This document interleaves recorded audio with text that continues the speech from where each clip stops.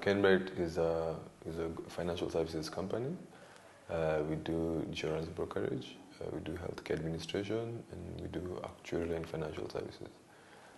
So two arms of Kenbright deal with customers on products and insurance services, and the consulting arm deals with advisory on actuarial, pension, and generally product development for the market.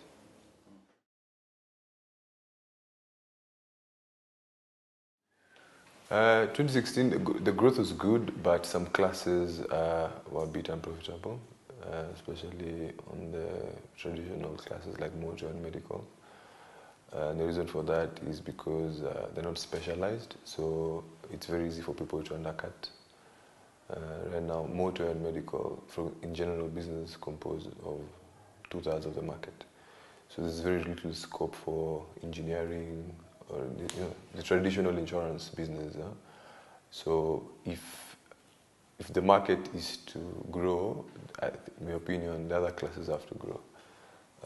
And life, retail business did not grow as it should have, but it did. We saw limited improvement in the unit-linked side. Pension at least grew reasonably well in the market. Yeah.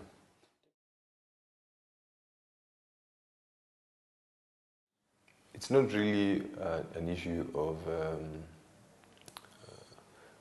it's not a very complex issue. It's a very simple issue, and the simple issue is that the cost of care is increasing. For example, we import 80% of our drugs, so any change in currency affects the cost of drugs.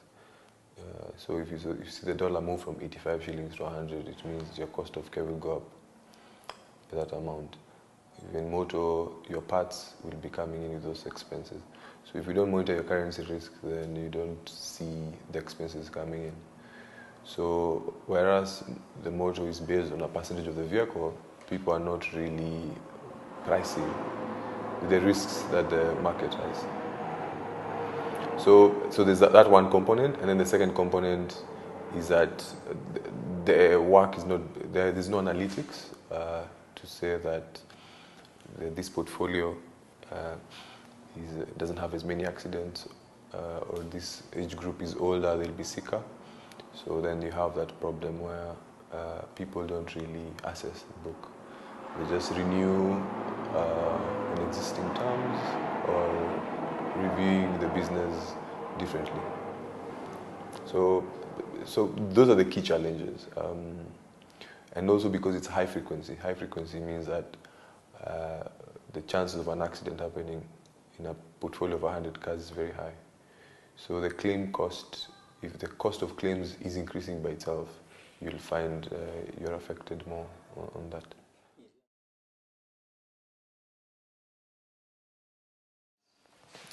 I know we all say fraud, but unless you can pinpoint it, it'll be a very subjective statement. I think the issue is pricing, but also of affordability. You see, we always forget about that. The reason prices are low is because people can't afford the benefits that they want. And the cost of care and the cost of repairing cars is increasing more than they can afford. Mm-hmm. So you find that the prices are a bit soft compared to what they should be. We always want to say that somebody is underpriced, but I think they have not considered the factors. Yeah.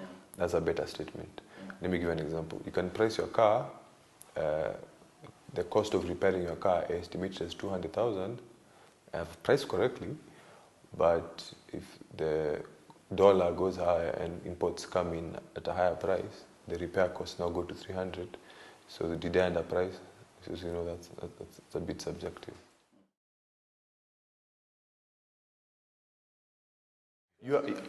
I support that initiative because you have to control your costs. For every 100 shillings an insurer gets, they spend about 70 paying claims. So it's in their interest to control that cost. They can control their own employee cost and all those other things, but those only constitute 15 to 20% of the expenses. So if you don't control the 70, 60% of expenses, then you'll not be able to manage your business. So if I was an insurer, I would be importing drugs. I would be importing parts. Like drugs compose half of the cost of care. Okay? So if you can predict it, you see, you're promising a client that you'll take money in January and you'll pay any claim between January and Christmas. Now, if the cost increases anytime between that, you take that cost. So if I was them, I would try and be a bit more predictable in my expenses. Yes.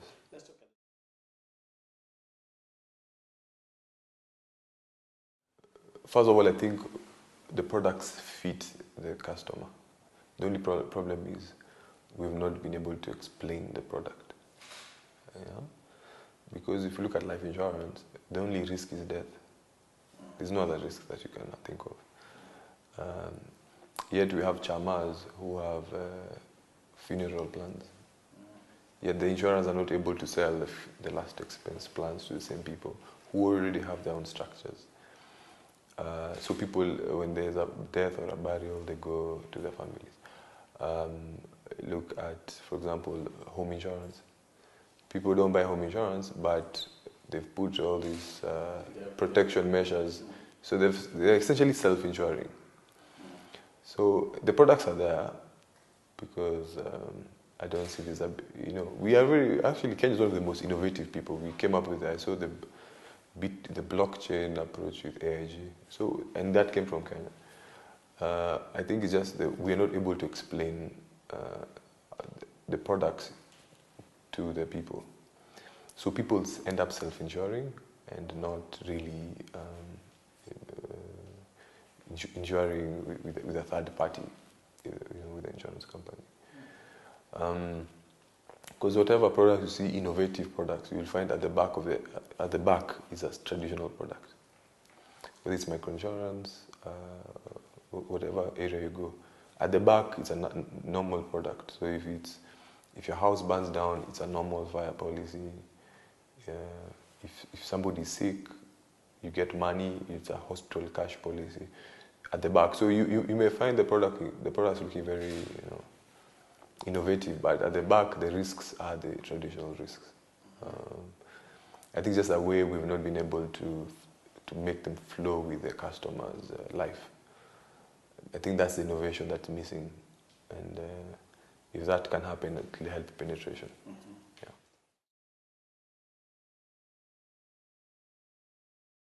Bancassurance cannibalized brokerage.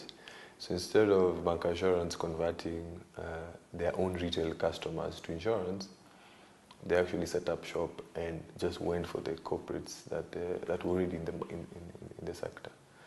So penetration never increased because the whole idea was, if you look at where bancassurance has succeeded in other markets, you actually have somebody who has the database of the customer. He knows this customer has 40,000 shillings every month sitting in the bank.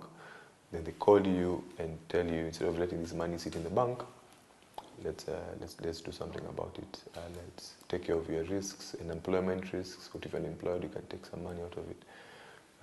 If you're sick, can you take some money out of it? So they actually convert that client based on the information they have. That client, how much money they keep in the bank every year. So instead of doing that, setting up agencies and selling to their own customer base, the bancassurance right now is actually competing with the brokerage, which is playing at the corporate sector. So I guess it's a race to the bottom, I guess.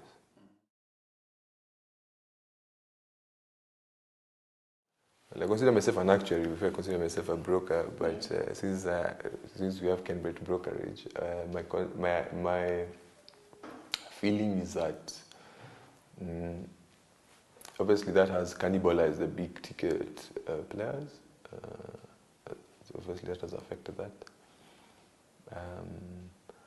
And also staffing, I've seen staffing move. But I guess also staffing has affected both brokerage insurance companies. Yeah, but obviously I would say 30% of traditional brokerage business have migrated to bancassurance, 30 to 40%.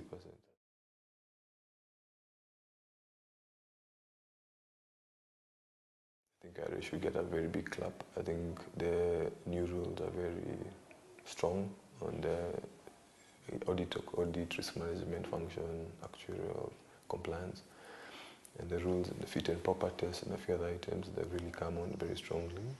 And those are best practice, so they've really come on very strongly. So the chance of an insurance company failing now,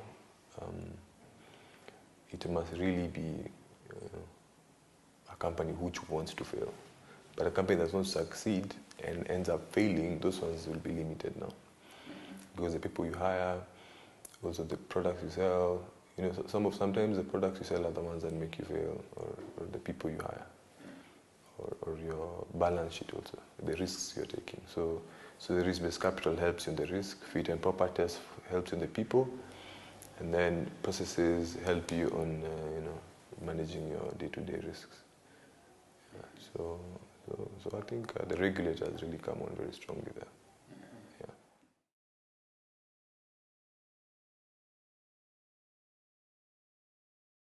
We do have such products on the motor and on the medical side.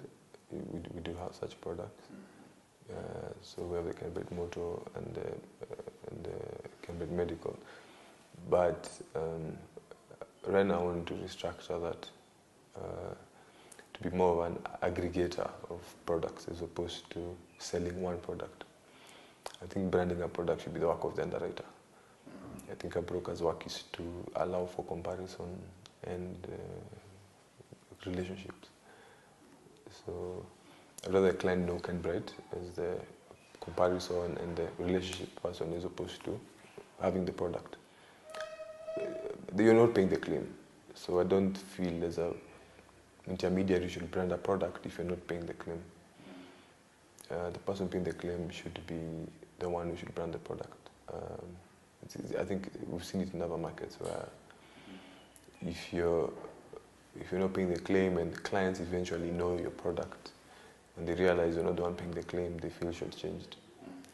I think it's clear to be transparent from day one and tell them what our role is. Our role is product comparison, support on best price, relationships, and being their representative for insurance companies.